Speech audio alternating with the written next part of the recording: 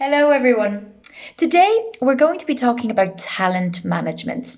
Now, what is it? Talent management is a constant process that involves attracting and retaining high quality employees, developing their skills, and continuously motivating them to improve on their performance. The primary purpose of talent management is to create a motivated workforce who will stay with your company in the long run. For an example of management, you can think of how managers hold regular talent review meetings with employees to ensure they talk to them about specific opportunities, such as overseeing a temporary project, job shadowing in a position of interest, or moving into a rotational assignment to build up their experience. So, something talent managers have to do often is that they need to give their opinion about a person's skills and talent. In other words, they need to know how to express their opinion about something in a diplomatic way. For example, regarding someone's suitability for a promotion or for a new job. So, how do we do this in English? The very first tip: use the term I agree very cautiously. It's obvious why flat out disagreeing can be a bad approach to getting your idea across. In English, saying I disagree directly or flat out could be considered rude. We would usually try to say it in a more subtle, indirect way. But it may surprise you that agreeing with someone can have the same effect. Nothing is wrong with agreeing if you agree with everything a person is saying, but this is rarely the case. You may agree with their first point and completely disagree with their second. So, to ensure that what you want to add is not lost, be careful with the phrase I agree, especially at the start of a sentence. When you start a sentence with I agree, it doesn't matter what comes after it. The person speaking heard you say that you agree, which one would assume applies to everything they just said. They'll be so busy mentally congratulating themselves that they forget to listen to anything you add to the conversation. Therefore, you want to be careful about how you respond so you can successfully communicate your opinion. Usually, we place the phrase I agree in the middle of the sentence for this reason. So, for example, oh, on the point you just made, I'm in complete agreement. However, on this second point, my perspective is that... Then you've acknowledged their perspective and added your own. When you put the I agree in the middle and caveat what you're agreeing to up front, they're more likely to hear you. So at work, you're expected to form your own opinions, but they must be delivered in a way that feels constructive, not judgmental. The next time you have a disagreement, try these techniques for disagreeing diplomatically or agreeing diplomatically. First one, I think. The most usual and general way of giving your opinion. I think if you work hard, you'll do very well in this company. You have a talent for leading the group.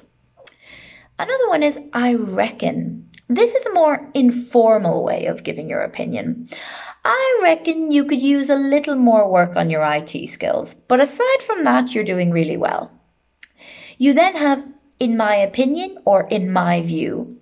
This is a more formal way of giving your opinion. In my view, it was a big mistake not to try to launch the project earlier last year. The next one then is it seems to me, or all things considered. They're more or less the same.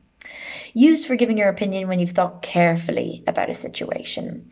It seems to me that John's plans for the website are very convincing. All things considered, I think you're well positioned for a promotion. All things considered, I think you're not ready just yet for this promotion. Another one is if you ask me. This one, be careful because it's used for giving an often critical opinion.